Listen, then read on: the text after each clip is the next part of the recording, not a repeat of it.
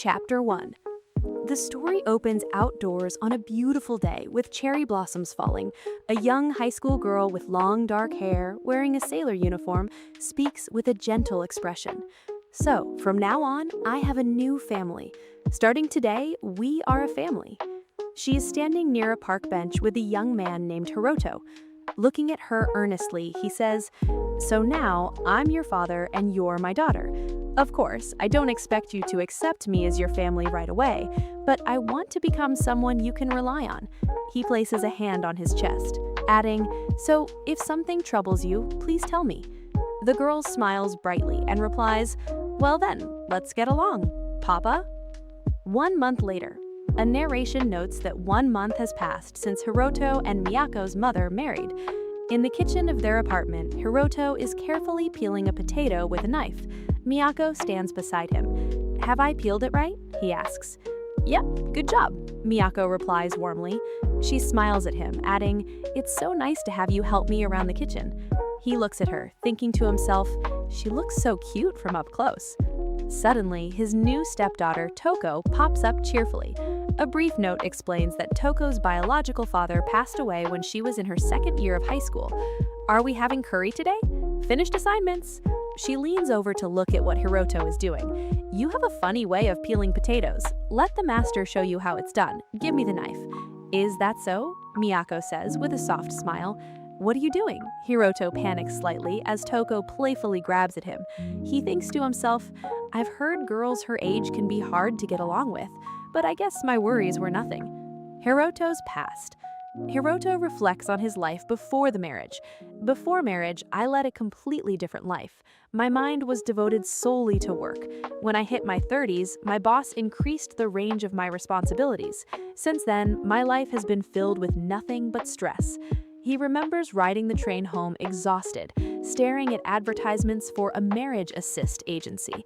He remembers standing in his dark apartment, sipping a canned drink when his phone buzzed with messages from his mother.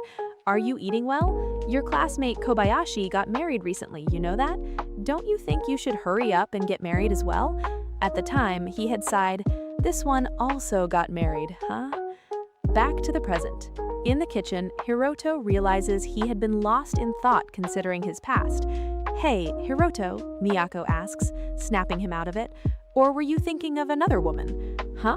No, haha," he stammers. "Please don't daydream while cooking," she teases gently. "You might get hurt." But today, Hiroto thinks, as he looks at his new wife and daughter, "I can finally feel at peace." Suddenly, Miyako realizes a mistake. "I've completely forgotten about that. We ran out of curry." "I'll go buy it in the nearest store," Hiroto offers. "It's already dark. I'll go instead," Miyako insists. "Don't worry, it's really close." "Okay then," Hiroto agrees. He watches her leave, thinking, "My marriage looks perfect." The front door shuts. Left alone in the apartment, Hiroto feels a strange sense of unease. "But when I'm all by myself, I feel worried. I can't explain why." "Papa!" Toko's voice breaks the silence. She appears holding a video game controller, excitedly grabbing his arm. "Let's play a game while we're waiting for Mom." "Sure, why not?" he agrees.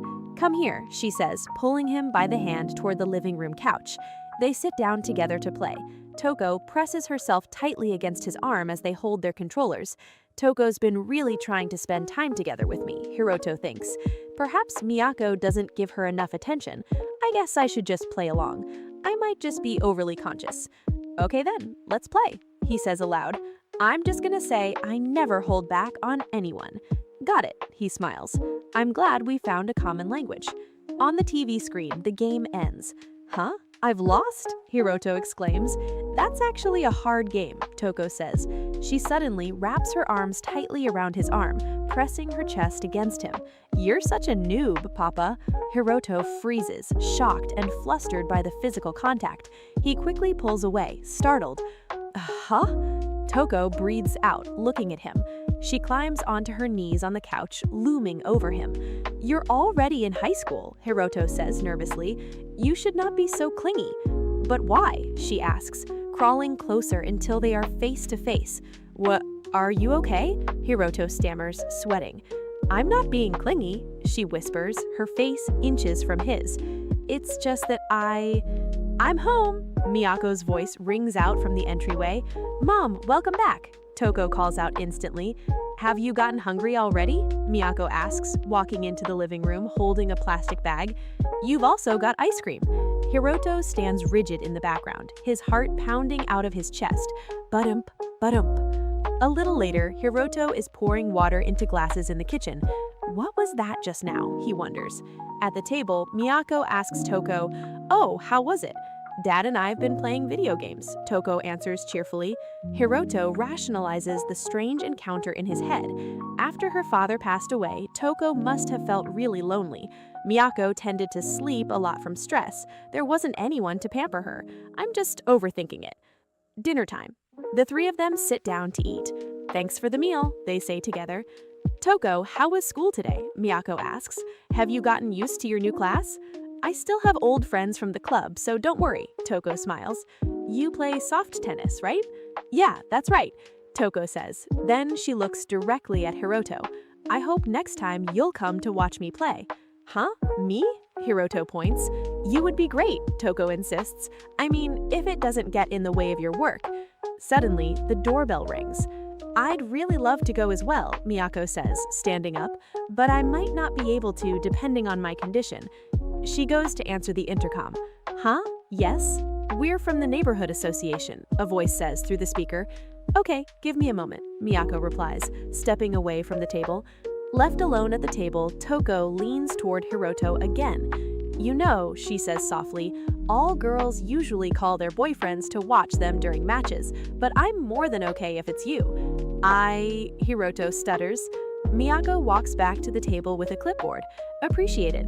What are you two talking about? She asks warmly.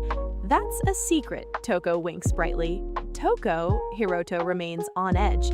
Is that so? Miyako smiles. Under the table, out of Miyako's sight, Toko suddenly slips her bare foot against the inside of Hiroto's thigh. Swoop. Hiroto jolts in his seat.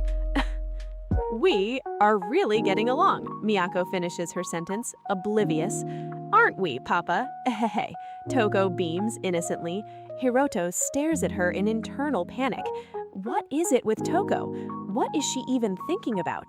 Later that night, Hiroto and Miyako are sitting on the edge of their bed in their pajamas. I should discuss it with Miyako. It's been bothering me, Hiroto thinks. Miyako, honey, I want to talk to you about something, he begins tentatively. Miyako immediately looks downcast. I knew it. Huh? She looks away, a guilty expression on her face. It's a bother for you, to suddenly become a father? Realizing she completely misunderstood, Hiroto waves his hands frantically. No, I'm perfectly fine with it. You're wrong. He pulls her into a reassuring hug. I'm truly happy that I married you. Please don't even think such bad things. Both you and Toko are very dear to me.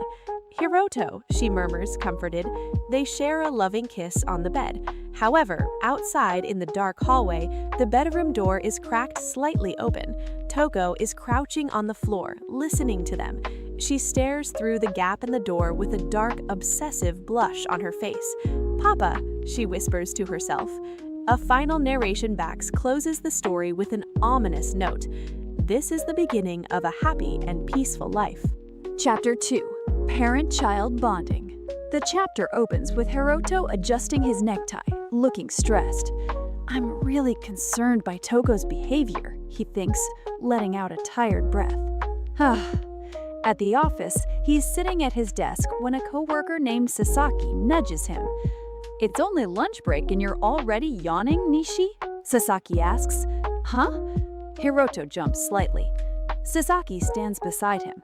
What is it, Sasaki-san? You scared me. I couldn't help but check up on my no longer bachelor buddy. Sasaki grins. Also, it's already lunchtime. Let's go eat something. Yeah, sure, Hiroto agrees. The two of them sit down in the break room to eat. Hiroto opens a very elaborate, beautiful homemade bento box. Oh, is that homemade? Sasaki asks. Yep, my daughter cooked lunch for me. Hiroto replies. Sasaki takes a bite of his own sandwich, looking envious. I'm so jealous. My wife doesn't prepare anything for me. She just refuses whenever I ask her. Is cooking lunches that bothersome? Hiroto looks at his food, thinking to himself, I should properly thank Toko-chan later. Sasaki continues, leaning in with a teasing smile. I've heard your wife's a beauty, and your daughter's really cute. You've called her Toko-chan, right? Well, yeah. Hiroto sweats a little, thinking, I don't remember showing him their photos. You get to live with a charming high schooler in one house. I really envy you. I bet when you get home, she gets all like, welcome home, Papa. Hiroto slams his canned drink onto the table. Enough! Sasaki chuckles nervously. You guys probably have a lot of happy accidents.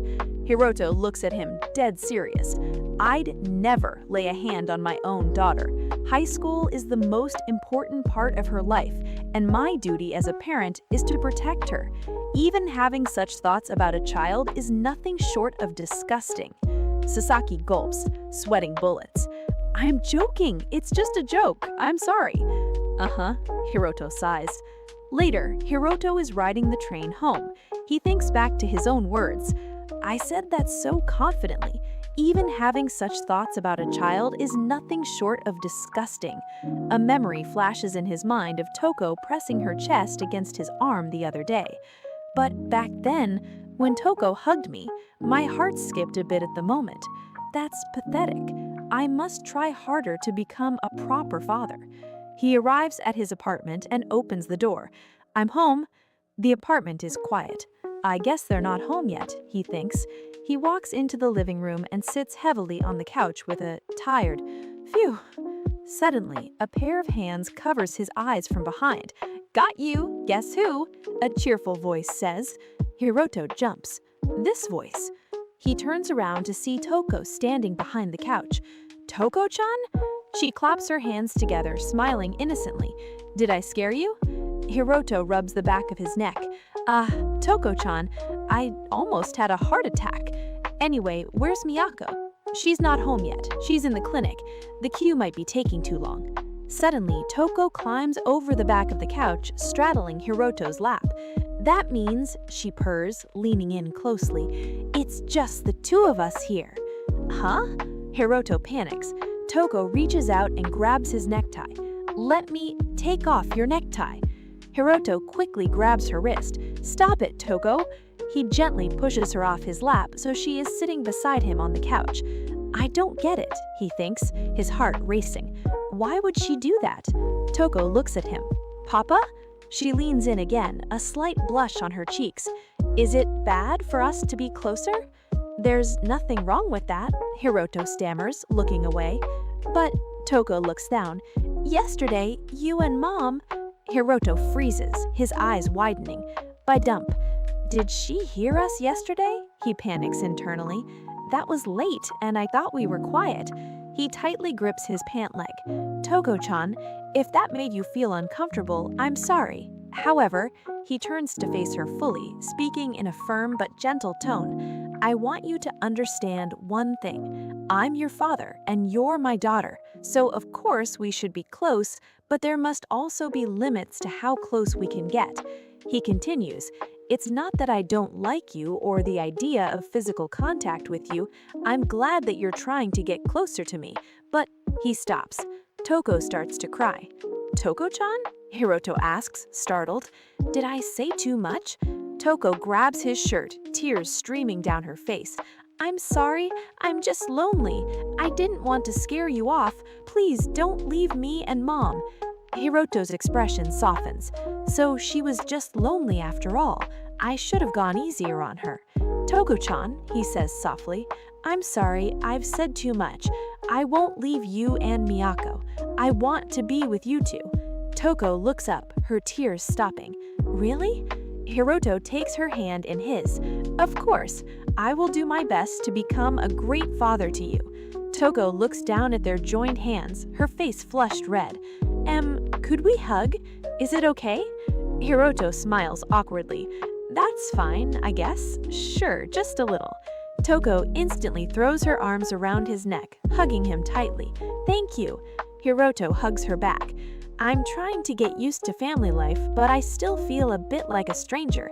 I can't become a great parent right away, but I will do my best. That's my duty now." Over his shoulder, out of his line of sight, Toko's innocent expression completely vanishes. It is replaced by a dark, intensely obsessive smirk. "I will do my best too. I'm sure the three of us will make a happy family. Papa," she says aloud. The chapter ends with a small text box at the bottom. "Love me more." Chapter 3. The Unattainable Girl. The school bell rings. Ding dong! A boy named Nishi sits at his desk, his chin resting on his hand. He's staring blankly out the window, lost in thought. A small arrow points from him to a group of girls chatting nearby, noting, "Is he staring at her?" One of the girls, Toko, notices him looking. She smiles brightly and waves at him. Nishi immediately looks away, thinking, "Creep." Suddenly, a girl named Honda appears behind Nishi, startling him. "Gawking at Toko again?" she asks. "Jolt, Honda-san?" Nishi exclaims. "Stop scaring me." "You just won't give up on her, will you?" Honda teases. "I wasn't staring at her. What do you mean?" Nishi protests, blushing furiously. "Your face says it all," Honda replies with a knowing smile. She pulls out a lollipop and starts to eat it. "I've known Toko since elementary school. Countless boys have confessed to her, but none of them got to date her." "I know," Nishi sighs, looking defeated, "that I have no chance." "You should just give up already," Honda advises, matter-of-factly. At the classroom door, Toko is speaking to her friends. "Now, Chan, wait a little bit," she says. "I need to submit the class journal. I'll join you once I'm done." "Toko, shall we go to the tennis club?" one of her friends asks. A bit later, Toko and her two friends are changing in the locker room. "Listen, Toko," one friend begins. "Huh?" Toko responds, adjusting her uniform. "Do you want to have a boyfriend?" the friend asks directly. "What?" Toko looks surprised. "Well, yeah," she replies thoughtfully, "but I don't have anyone in mind at the moment." "Is that so?" the friend asks. "By the way, what's your type?" the other friend chimes in. "I don't know, but if you insist," she smiles softly. "I think someone like my papa." Her friends are taken aback, a bit speechless. Then they start chattering excitedly. "Wow, are you into older guys? Are you two talking about boys? You are so cute." Toko smiles bashfully. "Kya, cut it out already." Meanwhile, a male teacher enters Nishi's classroom. "I'm Kato from class 2-3, he announces. "I've brought the printouts." Rumble, rumble. The weather suddenly got worse, she notes. "Are they really going to play tennis?" Kato asks. The female teacher looks confused. "It's going to rain, and since it's a Friday, I'm thinking of letting everyone go home earlier," Kato explains. "But I forgot to tell their teacher about that. Could you notify them?" "Yes, that's right, but," the female teacher replies hesitantly, "are you planning to drop by the tennis club later?" "Thank you, Kato-kun," Kato says to a student. Nishi is standing nearby, overhearing the conversation. He approaches Kato. "You mean right now?" "But the girls are there right now," the female teacher adds. Kato looks panicked. "Please," he says, sliding closer to Nishi. Nishi looks confused. "Okay," he agrees reluctantly. Does he even know who he should talk to? Outside, Toko is walking onto the tennis court with her friends. She suddenly stops. "Huh? We don't have a score paper. I left it in the club room." "It's okay, I'll go get it," she volunteers, turning back toward the building. Nishi is walking down the outdoor corridor towards the courts. Rumble, rumble, I'll get soaked if I don't hurry up, he thinks. He turns a corner and bumps right into Toko. "Huh? Nishi-san," Toko smiles brightly. "I was actually going to talk to you," Nishi says, startled. Suddenly, it starts to rain. Pitter, patter. "The rain? Really?" Toko asks, looking up. "The club activities are canceled due to rain," Nishi informs her. They quickly run under an overhang to escape the downpour. Drip, drip, drip, drip. "It sure started suddenly," Toko comments. "Yeah," Nishi replies. He's standing very close to her, intensely aware of her presence. Badump, badump. His face flushes red. "What can we talk about?" Nishi stammers. "The teacher should have told us sooner that the club activities are canceled today." "Yeah," Toko agrees. "He asked me to notify you guys, and I agreed without even thinking about it," Nishi admits. "Ah ha ha!" Toko laughs warmly. "Being eager to help is what makes you a great guy. You're also great, Nishi. Your grades are good, and everyone likes you." Nishi is completely flustered. Badoomp. Toko steps closer to him, her expression turning slightly more serious. Kato-kun, do you like me? Ah, Nishi gasps, his heart hammering in his chest. Badoomp, badoomp. He stumbles backward slightly. Why are you asking this? He stammers, panic rising. Did she see me staring at her? Is she mad at me? They stand in silence for a moment under the raining roof. Nishi begins to speak. He looks at Toko. She is smiling gently at him. Badoomp, badoomp. Nishi gathers his courage. Yes, I like you, he confesses. Toko doesn't look surprised or upset. Look, we're classmates and go to the same club, Nishi continues hurriedly, his face bright red. I respect you as a friend, so if anything bothers you, just tell me and I'll help you. Toko smiles, a genuine, sweet smile. I see, thank you. The rain continues to fall. Nishi stands awkwardly, hoping she will say more. Yeah, the rain isn't stopping, Toko observes, casually. Nishi looks slightly disappointed. Is that all she can say? Nishi-san, Toko suddenly says, turning to face him. Do you have someone you like? Someone I like. Nishi is taken aback again. Badoomp. Toko smiles, her eyes closed, her expression serene and a little distant. Yes, I do, she answers her own question. As long as I have him, I don't need anyone else. Nishi looks slightly dejected, his eyes wide in realization. I see, he replies softly. Suddenly, a girl with an umbrella runs up, splashing through a puddle. Are you okay, Toko? She asks worriedly. Did you get under the rain? Toko turns to look at her friend. Now-chan, she calls out. She then turns back to Nishi with a bright, blushing smile, her eyes closed playfully. Let's keep our talk a secret between us, she tells him. Toko walks away with her friend under the umbrella, leaving Nishi standing alone in the rain, staring after her in quiet shock. The scene shifts. Nishi stares at her shocked. Later, Nishi is back in the classroom, looking out the window at the rain. I see, he mutters to himself. She was blushing while talking about that guy, he thinks, sadly. I wonder who he is. Some classmates are preparing to leave. Are you already going home? One asks. Yeah, I'll be going now, Nishi replies, packing his bag. Okay. He thinks, how am I even going to look her in the eye on Monday? He walks to the lockers to change his shoes. Toko is standing there, looking out at the rain. Nishi-san, she says as he approaches. Oh, crap, I just said her name out loud, Nishi panics internally. He looks at her, expecting awkwardness. Ah, Toko smiles normally. Did you forget your umbrella? Yeah, I left it at home. Phew, she's acting normal, Nishi thinks, relieved. You can take mine, Nishi offers. I have a spare in my bag. Thank you, but I'm fine, Toko declines politely. I just need to wait. Ah, she suddenly exclaims, looking past him. Outside the school entrance, a man stands in the pouring rain, holding an umbrella. Nishi looks at the man. Did she not see the weather forecast? Toko suddenly dashes out the door, running into the rain. Dash! Papa, she calls out happily. I've brought you the umbrella, Hiroto says as she reaches him. We can just walk together under one, Toko insists, pulling him closer. I guess so, Hiroto agrees, hesitantly. Nishi watches them walk away together under the single umbrella. He's quite young, Nishi wonders. A sudden memory flashes in Nishi's mind. Toko's serene, blushing face as she said, Yes, I do. As long as I have him, I don't need anyone else. No, no, no, Nishi tells himself, shaking his head. But as he watches them, he sees Toko look up at Hiroto under the umbrella. She is smiling up at him with that exact same expression, blushing, devoted, and intensely affectionate. Nishi stares in shock. She made that face again, Nishi realizes. Chapter 4. Date. The chapter opens with a heavy rainstorm. Za, za, goro, goro. The scene cuts to a shot of a girl's legs and the hem of a skirt. Hiroto is standing in the doorway of a room. I'm soaking wet, he says, his hair and clothes damp. Toko, in her school uniform, reaches toward him. Papa. She suddenly pulls off her uniform top. Zru. Would you give me a hand? She asks, a seductive blush on her cheeks. Hiroto is shocked. Ah! Hiroto bolts upright in bed, panting. Ah! He realizes it was just a dream. He wipes his forehead. Just a dream.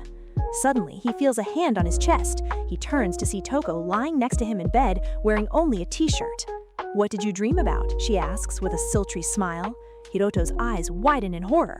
Toko! He scrambles out of the bed, falling onto the floor. Ah! He is sitting on the floor, breathing heavily. Toko is sitting up in the bed, looking innocent. "Why are you in my bed?" Hiroto stammers, his heart racing. "Ba-dump, ba-dump." "I came to wake you up," Toko says brightly. "You were having a nightmare, so I decided to comfort you." Hiroto sweats, embarrassed. "I see. I'm so embarrassed that you saw me like this. I can't say I was dreaming about her," he thinks to himself. "Anyway, you must not go to parents' bed," he scolds her, "especially when you are half naked." Toko looks down at herself, confused. "Huh? Half naked? But I'm wearing shorts." She suddenly lifts her leg to show him her shorts. Hiroto immediately covers his eyes with his hands. "No need to show." "Papa, are you okay?" she asks as he sits on the floor, his face buried in his hands. "Thank you. By the way, where's Miyako?" Hiroto asks, still slightly panicked. Toko holds out her hand, revealing she's putting a band-aid on his finger. "Pitta. Mom works part-time today," she explains. "She said she needed to fill in for someone who suddenly took the day off." "I see," Hiroto replies. "Well, I'm going to wash up." He starts to leave the room. "Time to leave the bedroom already." "Wait," Toko says.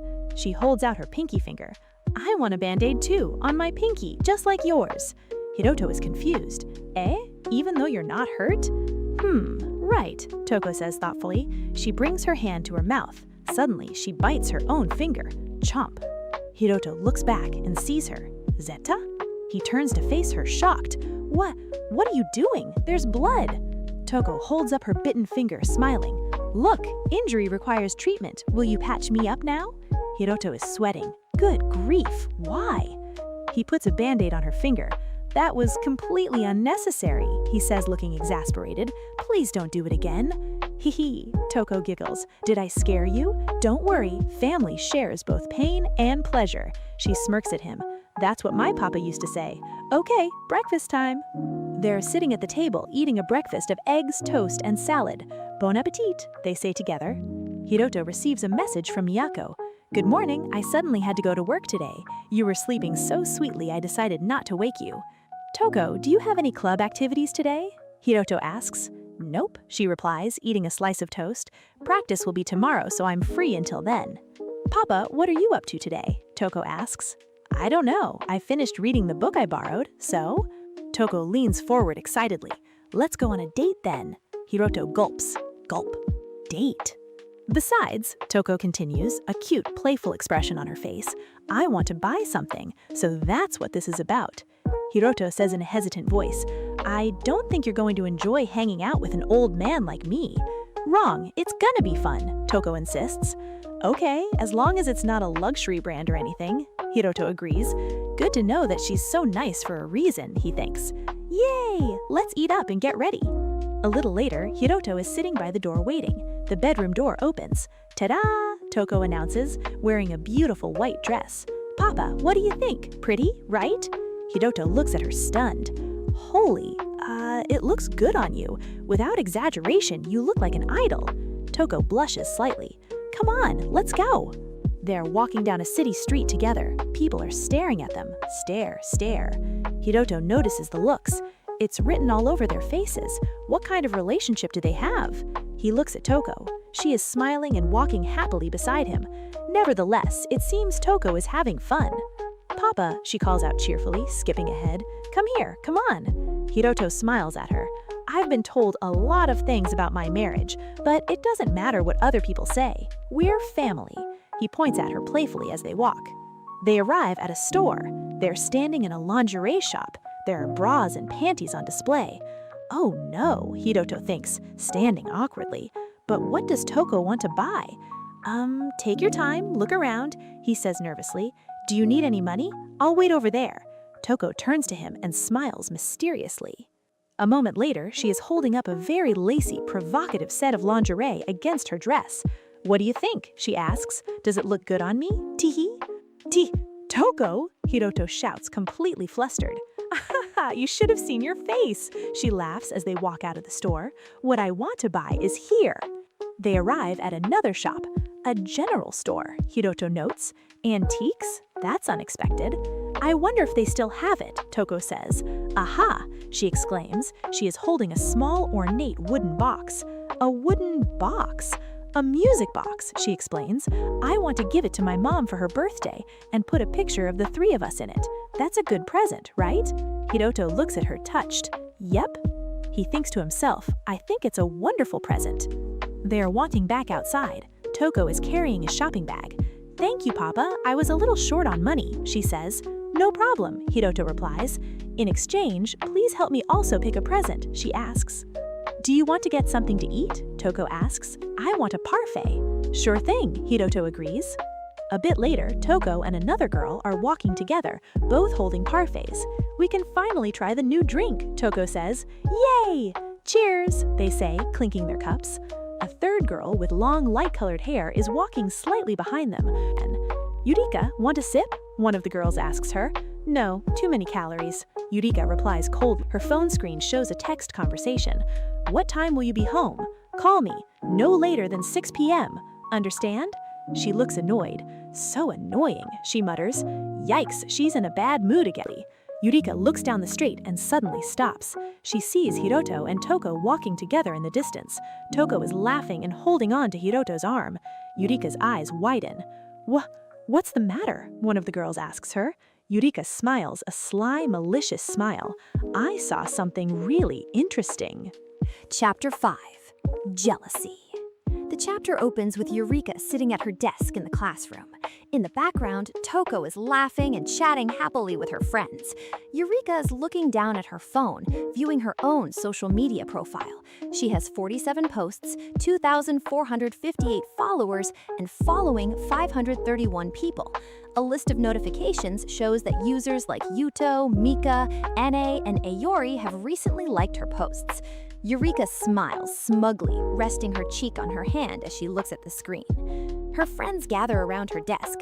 Wowzers, one girl exclaims. You've got more followers?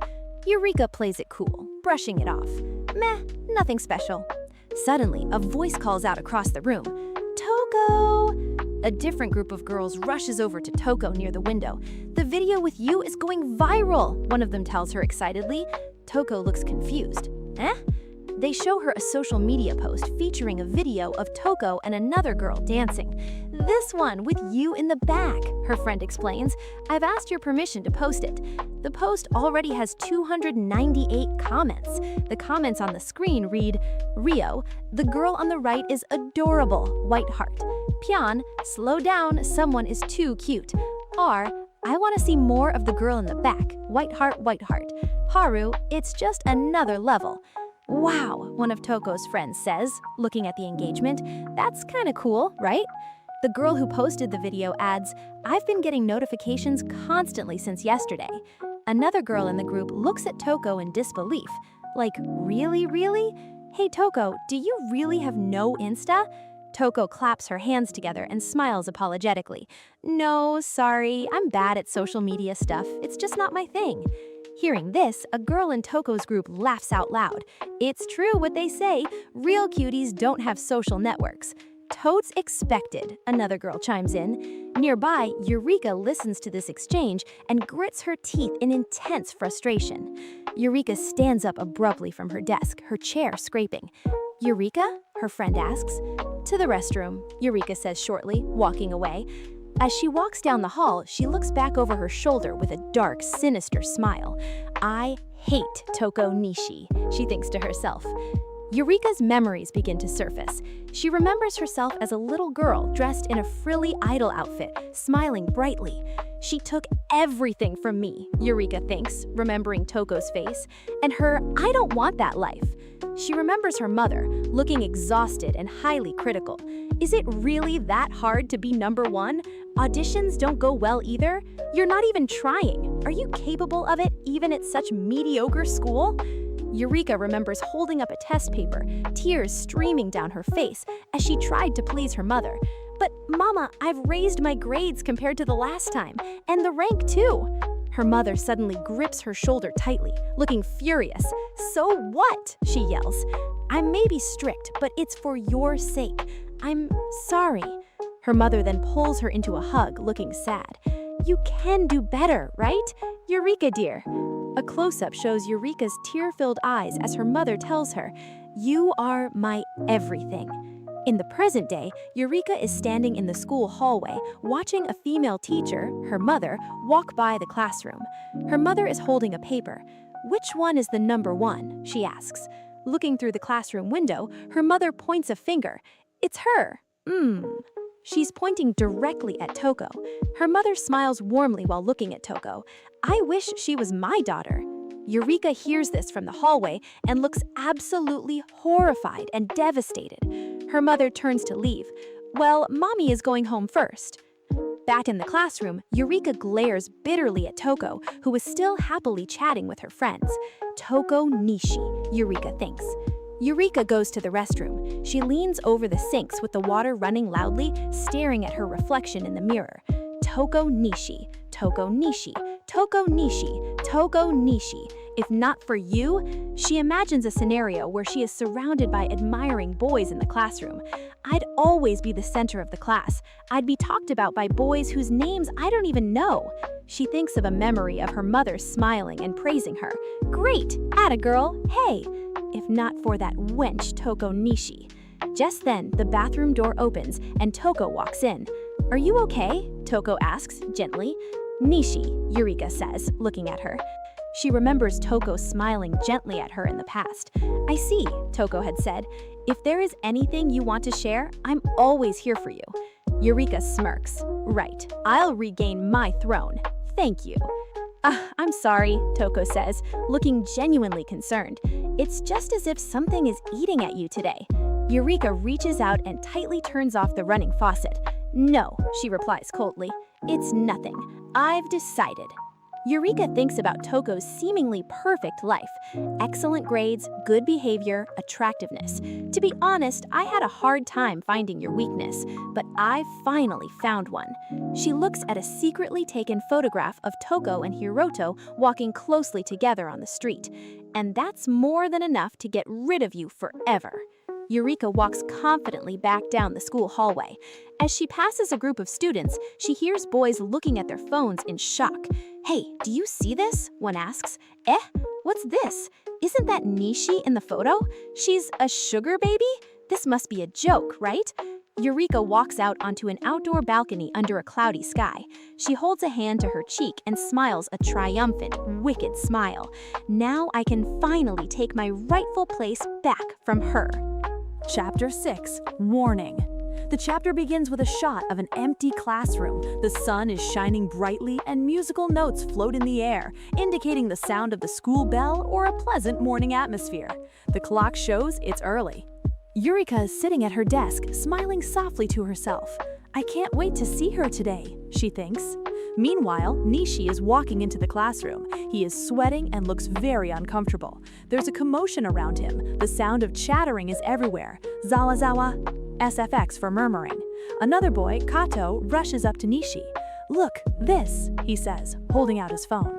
What's the noise all about? Nishi asks. Kato, another student calls. Kato shows Nishi his phone screen. On the screen is a photo of Toko and Hiroto walking closely together, holding hands. The text "sugar dating" is written across the bottom of the photo. Toko is watching from a distance, looking very displeased. Apparently, it was sent to everyone who lingered in the classroom after school yesterday, Kato explains. What's this? Nishi is shocked. Is it the same guy as that rainy day? Kato asks. Who would do such a thing? Nishi exclaims. I also have no idea. Typical hater behavior, Kato says. Suddenly, Toko walks into the classroom. Good morning, she says cheerfully. The murmuring stops instantly. The class is silent. Toko? Someone whispers. Eureka watches Toko, a small, knowing smile on her face. Toko stands near her desk, looking confused. What's wrong? She asks. Toko, are you okay? A friend asks. What's going on? Another friend says. We think it's someone's prank, a girl explains, showing Toko her phone. Toko looks at the phone. Her expression changes completely. She looks furious. She turns her gaze slowly toward Eureka, her eyes dark and full of rage. Eureka looks back at her, a smug smile on her face. You saw it. What are you going to do about it? Eureka thinks to herself. Toko looks down at the floor, covering her mouth. Her shoulders shake slightly. Tee-hee. Eureka's smile falters. Get angry? Run away crying? Eureka wonders. Toko is laughing cheerfully, her hand near her mouth. Ahaha, she giggles brightly. That's my dad.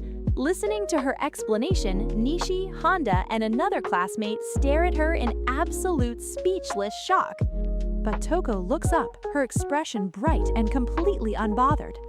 "Ah, even though I call him Dad, my real dad passed away when I was a kid," she says loudly, addressing the whole class. "My mother remarried and he's a really nice person, and Mom seems happy when we get along well." Toko continues with a sweet smile. She glances meaningfully at Eureka. "Do you really think that's an acceptable explanation? It's a bit complicated." The tension in the classroom vanishes instantly. "So that's how it is. Of course. Huh? It was a horrible misunderstanding. Why do you laugh like it's no big deal?" Nishi and Kato look relieved. Toko is surrounded by her friends, who are laughing and smiling.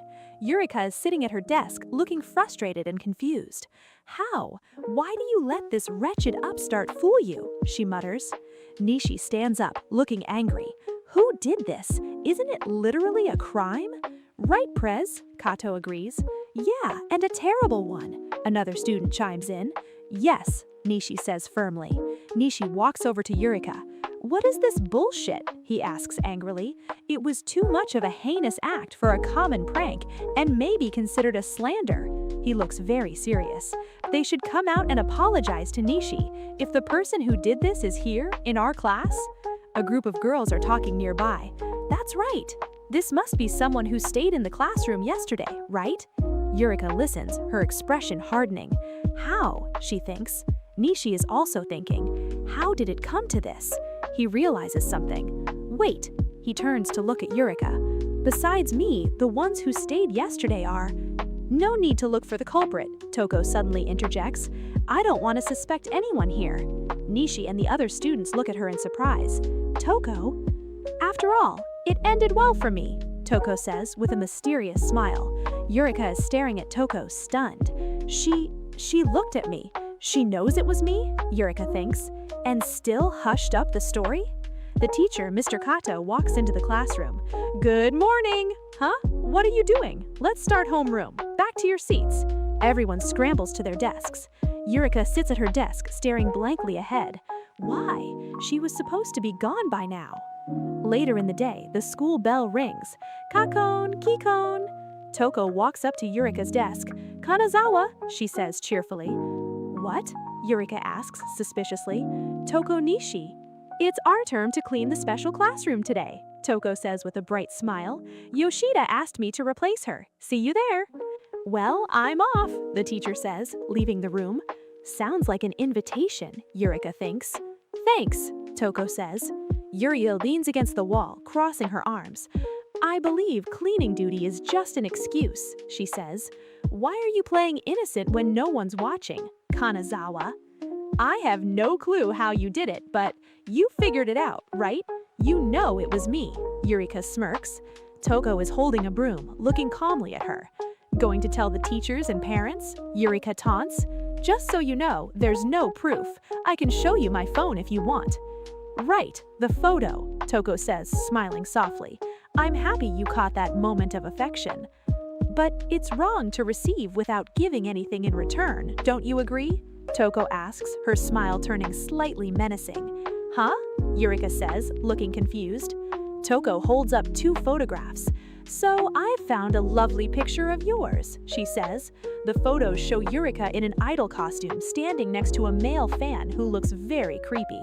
"You used to be an idol. So cute," Toko mocks. Eureka's eyes widen in absolute horror. She stumbles backwards. My photo with the fan who turned out to be a stalker. I had to move because of this bastard," she thinks. "Give me that," Eureka screams, lunging at Toko. "I do not even want to remember that time," she cries, her hands shaking as she tries to snatch the photos. Why do you have it?" Toko holds the photos out of reach, a dark, dangerous smile on her face. "I'll tell you what," she says in a low voice. "I'm not mad about what happened. No, really, I don't mind what they say about me." She steps closer to Eureka, her eyes wide and terrifying. "But if one tries to harm my papa, don't expect me to tolerate that." Eureka is panting heavily, backed into a corner. Ha! The classroom door is closed behind her. Toko turns away, her cheerful demeanor completely restored. "Since the cleaning is done, I'm going home," she says brightly. "See you tomorrow." Eureka is left alone in the classroom, slumped against a desk. She looks absolutely terrified and defeated. She's deranged, Eureka thinks. I can't say if she has a father complex or what, but it's not normal. Regardless, she pulls out her phone and looks at a photo of Hiroto. She smiles, a twisted expression on her face. "Ha! How stupid of you to expose your own weakness. You think you can scare me by a single photo? Now that I've come this far, I'll destroy your family and your life." Night falls over the towering city buildings. Inside a room, a man stands by himself, adjusting his collar, lost in deep thought. He reflects on his personal hygiene and appearance, thinking, "It's a part of your appearance, but it's hard to notice by yourself." His mind wanders back to a conversation he had earlier that day at the office. He remembers his older, heavy-set coworker with glasses saying, "I was surprised when my daughter told me I stink." The thought lingers uncomfortably as he notes, "Come to think of it, at work today." Suddenly, the sliding door flies open with a sharp sound. A young woman with long, straight hair steps into the room, caught completely by surprise. She calls out, "Atsushi, Papa!" Atsushi flinches violently, startled by her sudden appearance. Looking toward her reflection in the mirror, he awkwardly tries to find his words, stammering, "When... Toko." She looks back at his reflection, questioning his behavior. What's going on? She pauses for a moment, resting a finger thoughtfully against her chin. Old age smell? That kind of thing? She ponders out loud. Atsushi is instantly shocked and visibly demoralized by her blunt guess. "I'm shocked to hear you say that," he admits, as a heavy, tense silence fills the room. To ease his anxiety, she flashes a bright, cheerful smile. I'll check it out for you," she offers. Atsushi can only utter a confused, "Eh?" Before he can process what is happening, she steps in close and leans completely against his chest, closing her eyes to take a deep sniff of his shirt. An inset panel shows her tightly hugging him near the doorway. Atsushi panics, breaking into nervous sweat from the sudden intimacy. Feeling overwhelmed, he gasps and tries to back away. "Hey, Toko-chan." She looks up at his flustered face with a warm, blushing, affectionate smile and reassures him, "Neo, you smell good." Atsushi slides down onto the floor, exhaling a massive sigh of relief. What a relief, but more so, I was scared. He buries his face in his hand, wondering silently to himself, "Can I rest easy?" As she prepares to leave the room, she casually calls back, "Oh, thank you. Okay, I'm going to take a bath, so..." The story shifts to a peaceful cafe setting labeled Interlude, Acquaintance. A gentle woman with her hair styled in a side ponytail sits at a booth across from a young man named Hiroto Nishi. She looks at her phone and informs him, "She'll be here soon." Hiroto panics slightly, nervously responding, Okay." He raises his cup to take a sip, his hands trembling enough to make the ceramic clink. Observing his clear anxiety, the woman smiles tenderly and asks him, "Are you nervous? About meeting Toko?" Hiroto chuckles nervously, scratching the back of his neck to hide his embarrassment. "To be honest, I am. Haha, how should I talk to her? I have no idea." Seeing his distress, she gently slides her hand across the table towards his. "You'll be fine," she assures him softly. She beams with maternal pride and continues, "Toko is a very nice girl. I often wonder if I deserve such a good daughter." The quiet atmosphere of the cafe is interrupted by the clear chiming of the doorbell. Hiroto perks up, turning his head instantly toward the entrance. Standing in the doorway is a teenage girl wearing a traditional dark sailor school uniform. She grips the strap of her school bag tightly, looking around the establishment with an anxious, searching expression. Upon spotting her, Hiroto immediately springs up and offers a polite, frantic bow. Sitting beside him, the mother happily waves her hand to guide her over. The young girl, Toko, stops in her tracks. Her eyes widen with deep emotion and a rush of tears as she looks directly at Hiroto. A massive, radiant smile breaks across her face as she cries out, "Papa!" The narrative flashes back to a quiet evening inside a kitchen. Miyako and Toko sit together at the counter, cradling warm mugs in their hands. Toko looks over and remarks, "So, big day tomorrow." Miyako looks into her drink, a mixture of hope and anxiety on her face. "Do you think we can make a go of it?" she asks her daughter. Toko smiles with pure confidence, her cheeks flushing with joy. "Sure, you chose him after all. It'll work out, without a doubt." Toko's unshakable support touches Miyako deeply, who looks down with a soft blush, whispering, "Toko." The two turn to face each other and interlock their pinky fingers over the counter, sealing a solemn vow. Toko looks her mother in the eyes and promises, "This time, let's be happy together, all three of us." Back in the present at the cafe table, Hiroto stands completely rigid with nerves as the ice cubes clink loudly inside his glass. He introduces himself with extreme mechanical formality. "My name is Hiroto Nishi. I am very pleased to make your acquaintance. I go out with Miyako." Toko can't help but giggle into her hand. "Teehee?"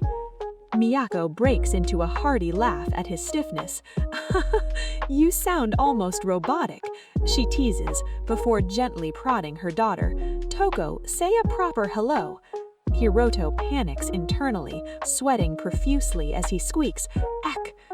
Toko turns and flashes a brilliant wide smile.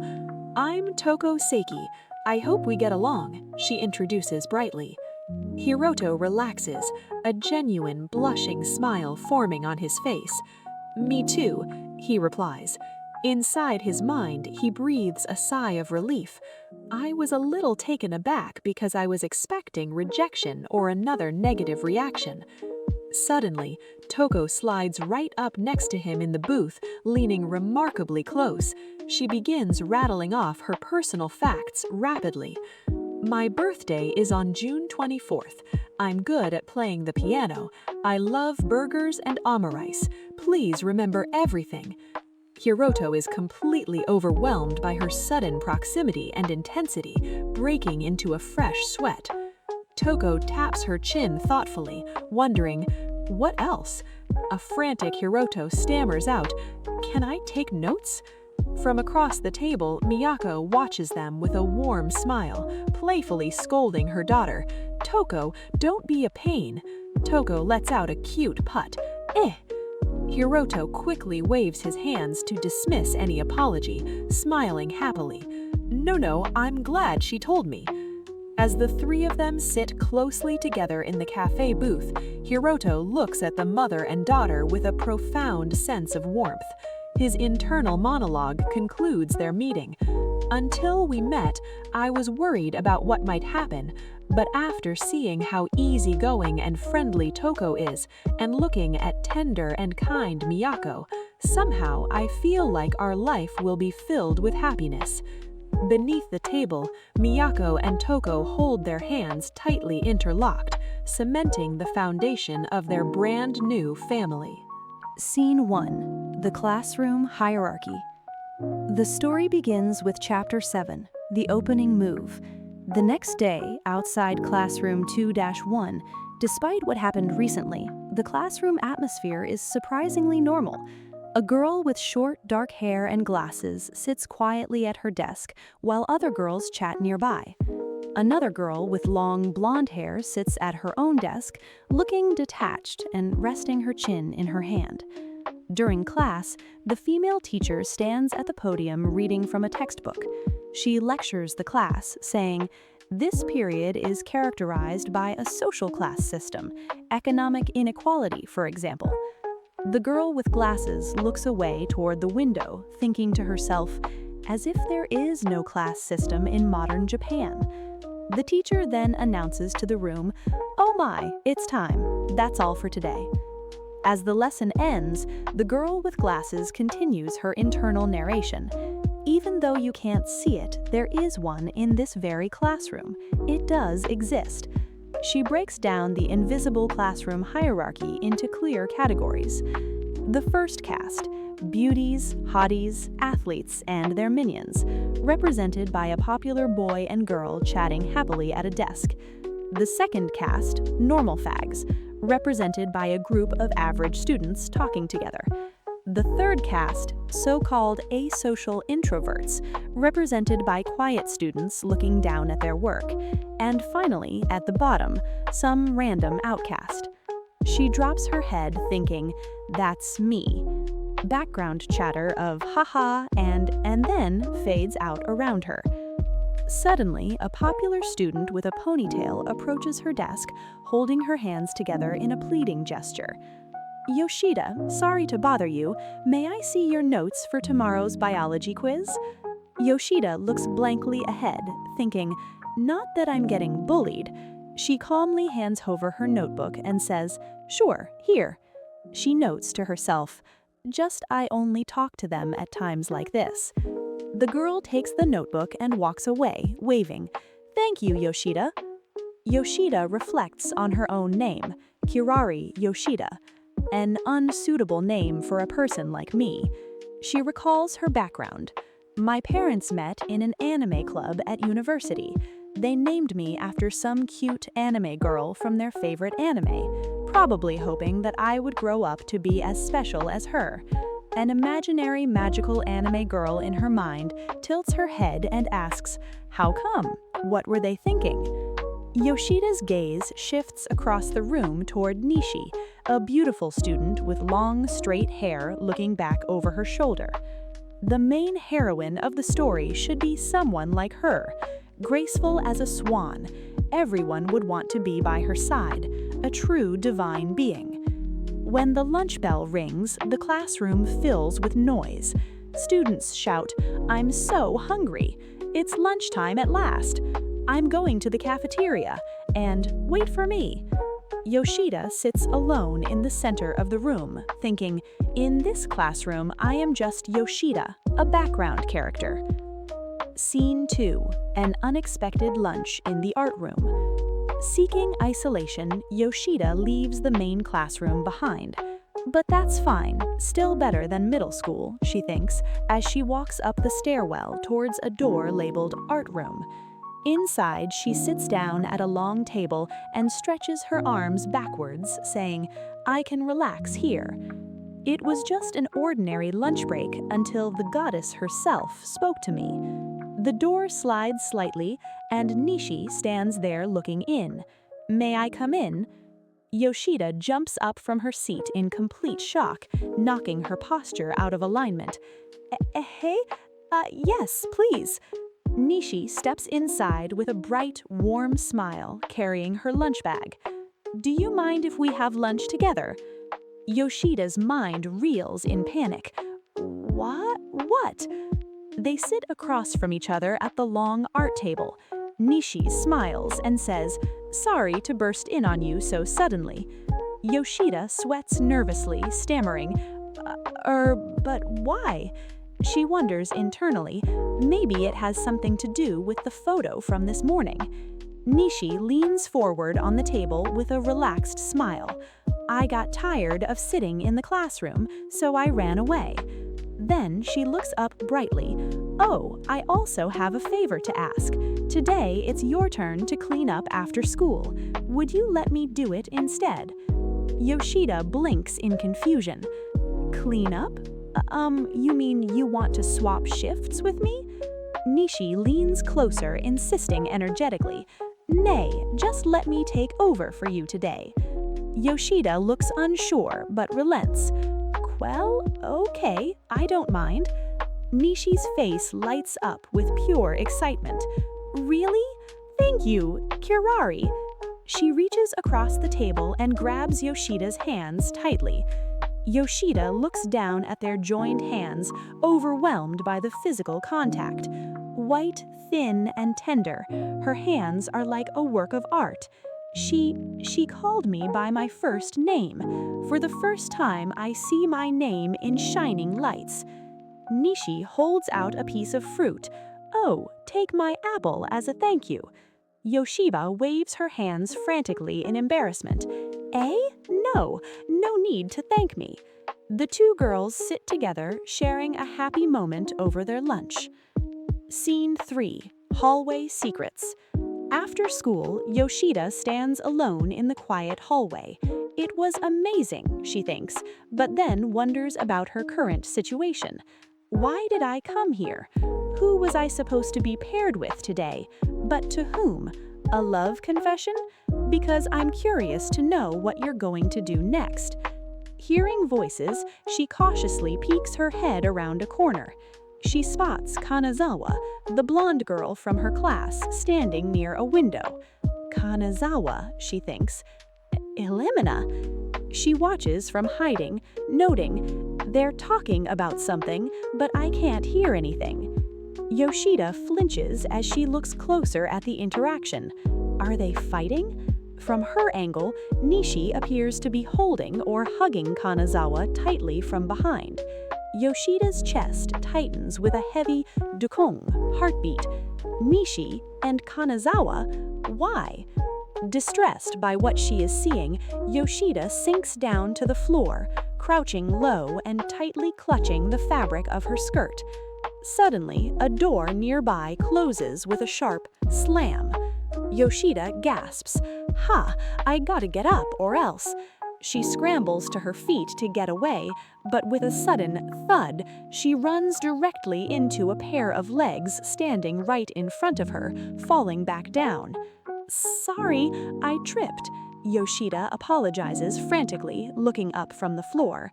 Standing directly over her is Kanazawa, staring down with an irritated, cold expression. What are you doing?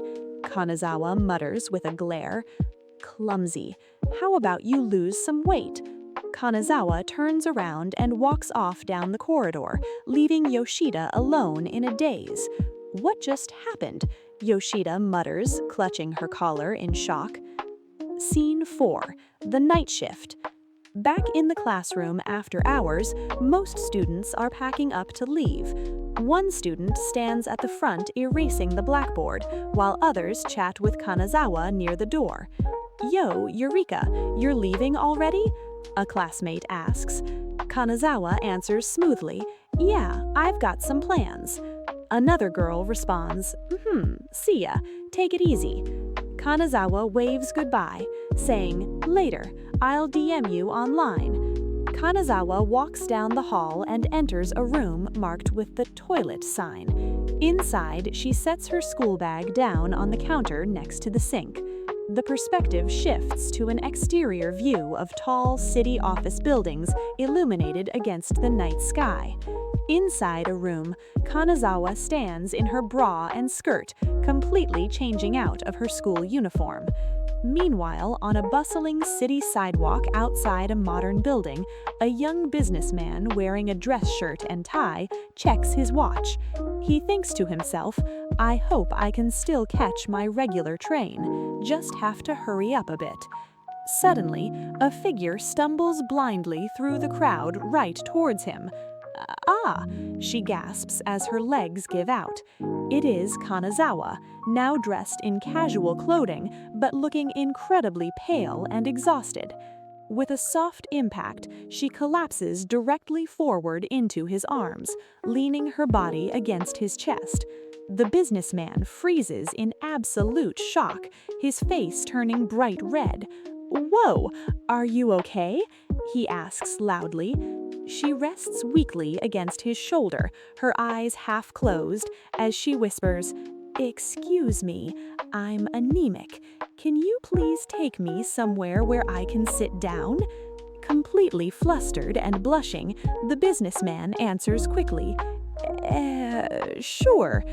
As he supports her weight to guide her away, Kanazawa rests her head against his shoulder and lets out a subtle, quiet smile. "Thank you," she whispers softly. Chapter 8: Distortion. The scene opens in the quiet courtyard of a modern building complex. Under the wide branches of a large tree, a businessman and Eureka Kanazawa sit together on a circular wooden bench. The evening air is still as they recover from their sudden encounter. The businessman holds out a fresh plastic bottle of water to Eureka, breaking the silence. "How are you feeling?" he asks with a look of concern. Eureka takes the bottle, holding it gently in her hands. A soft, appreciative smile forms on her face. "Thanks for the water," she replies softly. "I'm all right now." Looking down slightly, Eureka fixes her gaze at the businessman, her expression shifting to one of regret. "I'm sorry," she murmurs apologetically. "Were you in a hurry to go somewhere?" The businessman blinks in surprise, caught off guard by her question, and quickly looks away to reassure her. "No, I'm just going home," he explains. He lets out a small, slightly forced laugh, closing his eyes. The usual train is already gone.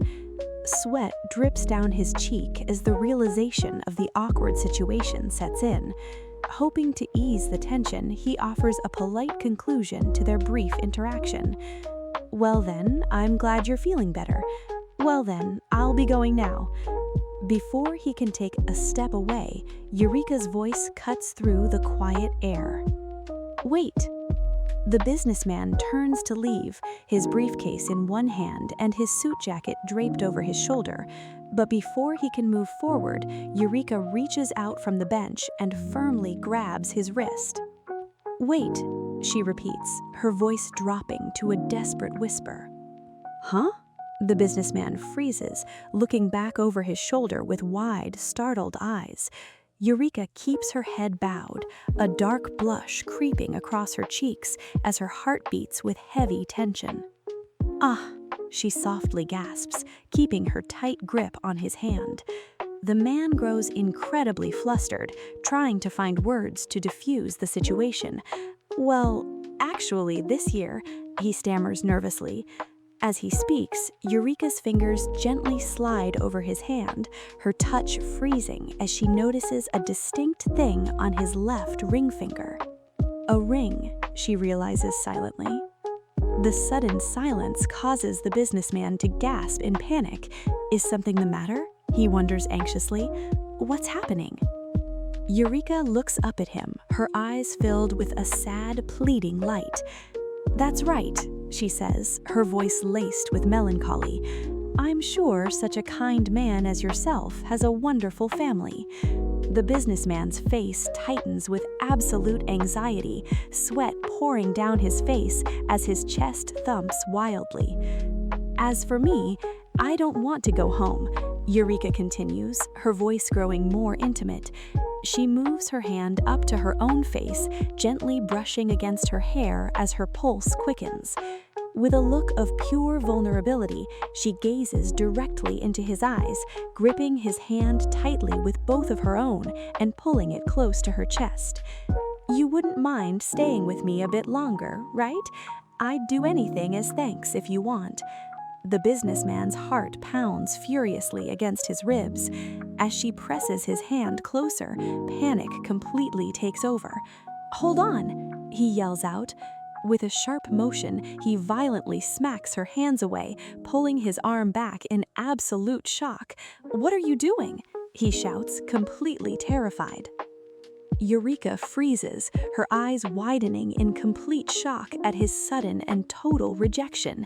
The businessman maintains a firm, serious expression, trying to recover his composure. He looks away nervously, scratching his cheek. "Ah," she whispers. "I'm sorry." "Well, but that kind of thing is a bit," he mutters, unable to finish his sentence. The aftermath. "Well then, I'm leaving now," the businessman says quickly, turning his back and walking away into the night. "Take care on your way home." Eureka calls out behind him, her voice returning to a polite tone. As the man hurries away down the street, his mind races with stressful thoughts. What was all that about? He asks himself, sweating. Was it some kind of scam? But that didn't seem to be the case, though. Whatever it was, I don't want to get involved in any trouble. Back at the bench, the courtyard is completely empty and dark. Eureka sits entirely alone under the massive tree. She unzips her handbag, which bears a prominent NK logo, and slides her smartphone back into the outer pocket. Later, walking through the bright lights of a train station, Eureka passes through the ticket gates. She holds her phone out, staring intently at the screen. Saved on her device is a recorded video from earlier, captured at timestamps 15:29 and 15:30, showing clear frames of her holding hands with the businessman. A wave of frustration hits her, and she tightly grinds her teeth together in anger. Suddenly, her phone begins to vibrate violently in her hand. The words "Mama" flash brightly across the screen, accompanied by loud, buzzing vibrations. Eureka's face turns entirely pale with anxiety. Bringing the phone to her ear, her heart skips a beat. "Hello?" she answers hesitantly. A sharp, jagged speech bubble erupts from the speaker as her mother's loud voice rings through the line. "Oh, Eureka, you finally picked up. Are you taking a detour somewhere? Where are you?" Eureka blinks in utter confusion. "Sss. Well, never mind that. Just come home soon," her mother shouts cheerfully over the line. "Your friend came to visit." Eureka's eyes widen as a cold sweat breaks out. "Huh? A friend at my house?" "Yep." Her mother pops the word happily from the comfort of their home. "That's right, the one I told you about the other day." Eureka's mind begins to spiral in panic. "But why would they come to my house? I didn't hear anything about it." She remembers her mother's strict nature. Besides, Mama doesn't like my friends, so why could she be in such a good mood? Flashbacks of her previous casual acquaintances surface, accompanied by her mother's past harsh judgments. All these kids look stupid. With a sinking feeling, Eureka asks, "Who?" Her mother delivers the final, shocking answer. "The top-ranked one. Mama didn't know you were such good friends with her." Total horror washes over Eureka's face. "No way," she thinks, her world completely freezing in fear. The question echoes violently through her mind. Why? Why? Why? Eureka sprints all the way back, rushing up to her front door. With a loud, violent bam, she slams the door open, panting heavily and sweating profusely. "Here," she gasps, completely out of breath, wondering why the hell. Her mother stands in the main room, completely startled by the aggressive entrance. "Eureka, why the hell you being so rough when you just returned?" In the foreground, a dark silhouette sits calmly at the family table. Her mother quickly turns to the guest, bowing slightly in deep embarrassment for her daughter's behavior. "I'm sorry, my child is—" No, the guest interrupts with a perfectly polite, sweet tone. Sitting gracefully at the table in her neat school uniform is none other than Toko Nishi, the top-ranked student. She turns around to face Eureka, flashing a massive, radiant, closed-eyed smile that carries an underlying, chilling aura. "Welcome back, Eureka-chan," Nishi chirps with terrifying cheerfulness. She gracefully stands up from her seat. "Well then, I'll be on my way now. I apologize for intruding." As Nishi smiles triumphantly, the narrative shifts on a dark note. From here onwards, Toko's turn. The story opens under a quiet, starry night sky overlooking a large apartment complex. Inside one of the brightly lit apartments, a man named Hiroto opens the front door. "I'm home," he calls out, sliding off his shoes. His wife, wearing an apron in the kitchen, turns around with a warm smile. "Welcome back, Hiroto. You're a little late today." Yes, I missed my regular train, Hiroto replies, loosening his tie with a weary smile. He looks around the quiet living room. Hey, where's Toko? His wife's expression remains pleasant. She hasn't come home yet. Hiroto looks down at his phone, his face suddenly tightening with worry. What? It's so late. Will she be all right? She'll be fine, her wife assures him, her smile unchanging. That's our Toko, you know. The abrupt scene shifts to a starkly different, suffocatingly tense environment. An older woman sits rigidly at a dining table, staring down a blonde girl named Eureka. Wallet, receipts, phone, everything in your bag, the mother demands coldly, her eyes shadowed with anger. Show me, right now. Sweat pours down Eureka's face as terror grips her. There is no choice, I have to obey, she thinks desperately. But not the phone! With trembling hands, Eureka grabs her purse and aggressively dumps its contents across the table. Keys, cosmetics, and a small coin purse clatter loudly onto the surface. Here, look, satisfied? Eureka yells, her voice cracking with indignation. Nothing! I've done nothing to be ashamed of. She frantically points a finger at Toko. It was her! Give me your phone, the mother interrupts, extending an open hand. Her voice is flat, leaving no room for negotiation. Eureka grits her teeth, her expression twisting into dark resentment. No! Eureka whispers before screaming it to her face. What did you say? The mother asks, narrowing her eyes. No! Clutching her phone tightly against her chest, tears stream down Eureka's face as years of repressed trauma boil over. Why do you believe her? I told you I didn't do anything wrong. You always control me. Can you believe your own daughter, at least for once? The mother stands up heavily from her chair, her face contorting into unbridled rage. Eureka? Ma? Eureka starts, her anger instantly turning into regret. Slap. The mother delivers a vicious backhand to Eureka's face. The force of the blow sends Eureka's phone flying out of her hand, skittering across the floor until it stops right at Toko's feet. Watch your tone, the mother snarls, grabbing Eureka violently by her hair and forcing her down. Who do you think you're talking to? The mother completely loses control, shaking her violently. Don't you realize how much effort I put into you? Who feeds you, clothes you, and pays your school fees? Huh? And you're still not happy? You're hurting me, Eureka screams. While Eureka is being physically assaulted, Toko calmly looks down at the phone on the floor. The screen is open to a video clip of Eureka. A prompt pops up. You can't undo this action. Delete video, cancel/delete. Toko bypasses the prompt and opens a social media app. With completely steady hands, she navigates to Eureka's profile, which has over 3,000 followers, and taps the Live broadcast button. Toko stands the camera upright on a side table, hidden safely behind a potted plant. The camera perfectly frames the background, capturing the mother violently kicking and beating Eureka on the floor. Instantly, viewers begin flooding the live stream, and the comment section explodes. RIVO1 started watching.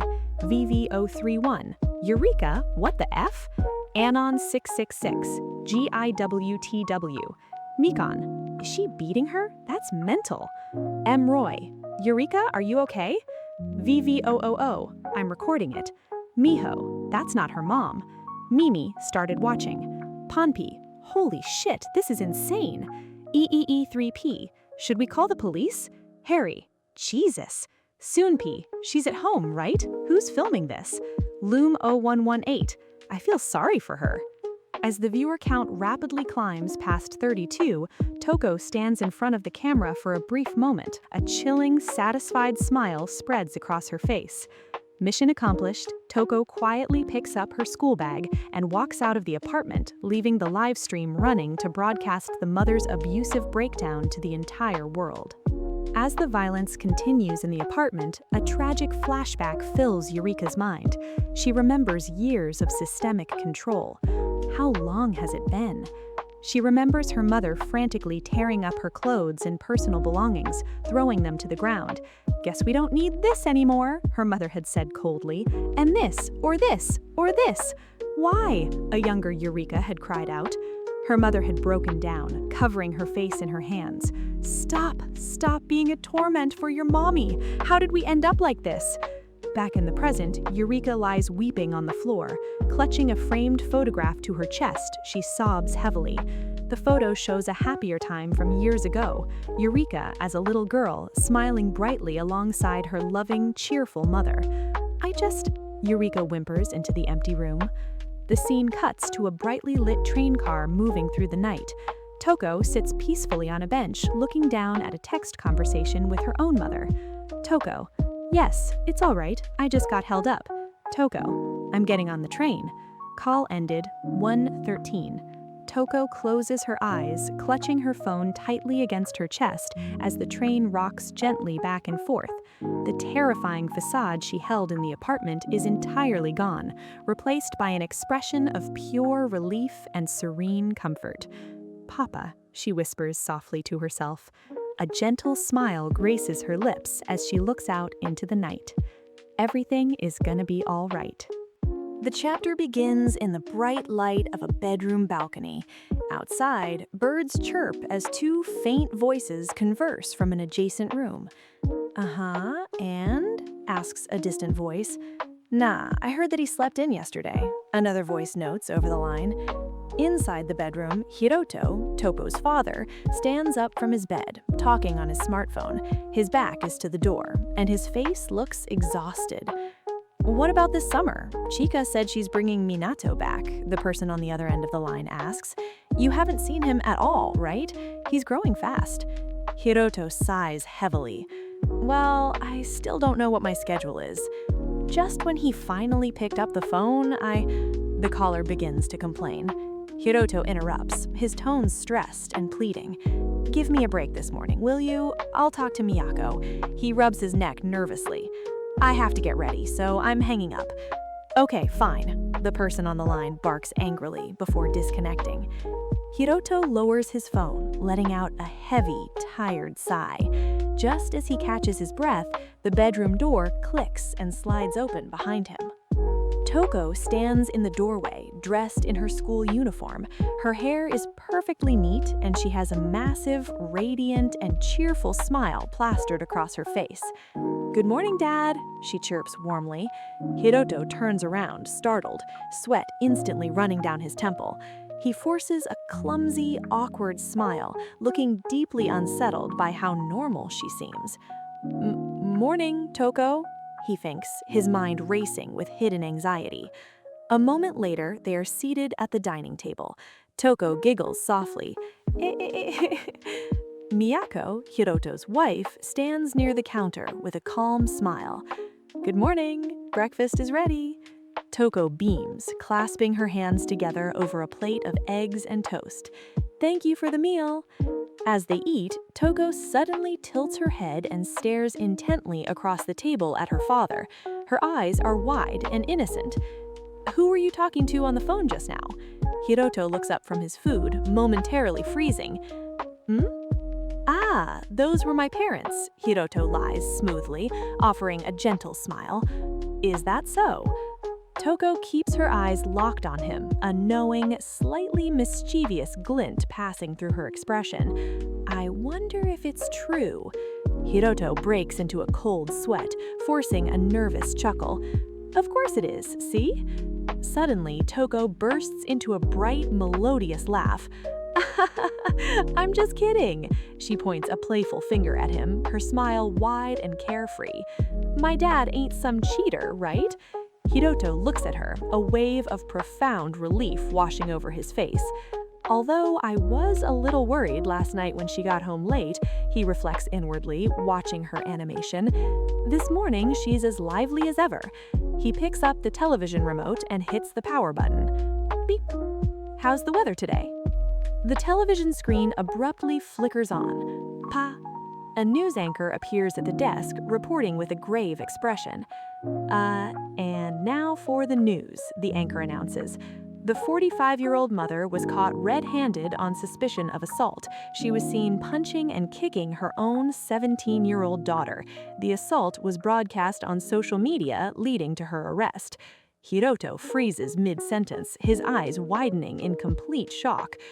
The television screen switches to the pixelated, raw footage of Eureka's mother violently pulling her daughter's hair and thrashing her on the dining room floor. The upper right corner of the broadcast features a bold headline, "Mother's Violence Uncovered on Social Media." The digital clock reads 7:06 a.m. Hiroto stares at the screen, a look of profound disgust and horror settling on his face. "Quite a nasty morning," he mutters quietly, gripping the remote. Sitting right beside him, Toko looks sideways at the screen. Her expression remains perfectly serene, her eyes cold and calculating. "Excellent!" Toko immediately turns back to her father, her face instantly shifting back into a joyful, beaming smile. She points outside. "It's supposed to be sunny today." "Right," Hiroto replies, his face blank and pale, as the screen displays a sunny icon reading 22 degrees Celsius/18 degrees Celsius. Toko stands up from the table, grabbing her backpack and waving over her shoulder. "Well, I'm off to school." "Bye," she calls out happily, her footsteps pattering out the door. "Ta-da, ta-da." Hiroto stands in the kitchen, completely stunned. "Take care," he calls back quietly. At school, the hallways and classrooms are buzzing with intense gossip. Students stand in small circles, whispering and checking their phones. "Did you see it?" "Yep, I saw it. She looked like Eureka. It was on the news. They arrested her." "This is insane." Inside the classroom, a group of girls crowd around a desk, staring down at a phone. "Wasn't she screaming, 'Mama,' the whole time?" a girl asks. "Mommy issues indeed," another snickers. "Kanazawa used to be a junior idol," a third girl points out. "For real?" a boy nearby asks in shock. Another classmate murmurs, "I suppose we won't see her today." "You bet," another nods. Toko walks into the room with a cheerful bounce. "Good morning!" Her friends immediately turn to her, waving. "Morning, Toko!" One of the girls holds up her phone, thrusting it toward Toko's face. "Toko, did you see this too?" Toko asks, her eyes wide in simulated innocence. The girl points at the screen, which shows a re-upload of the live stream. Eureka's past live broadcast on Instagram. She got beat up pretty bad. It appears her mom is under arrest now. Toko gasps softly, her eyes widening in apparent shock. "Oh." Beside her, another girl chimes in with a bright smile. "Ah, I now remember. I saw that on TV. So terrifying." Another short-haired girl looks sideways at her, an unsettled expression on her face. "Except you sound more happy than terrified," she notes silently. Toko stands quietly, her long hair draping over her uniform. Her gaze drifts slightly downward, and a tiny, subtle, completely cold smile creeps onto her lips.